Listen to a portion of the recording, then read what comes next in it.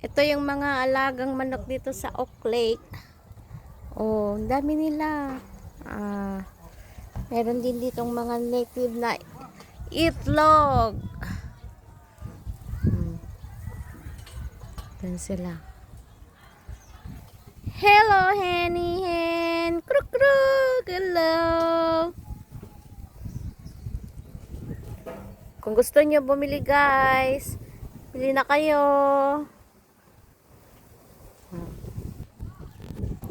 Matulog, oh. Oh, ganyan pala matulog ang mga manok. Ganyan, oh. Oh. Pala sila matulog. Yung ulo nila nakaano lang dyan, oh. Pagising na, oh. Doon sila, oh. Wala naman akong dalang pagkain. Wala akong dalang pagkain, mga noknok. Wala akong dalang pagkain, mga noknok.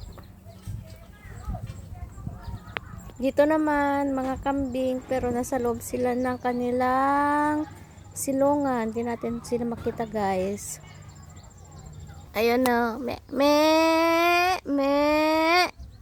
Namiss ko. Me.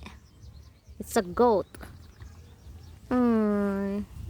Nakawala kahapon mga to eh. Hinabol ng mga bata. Me.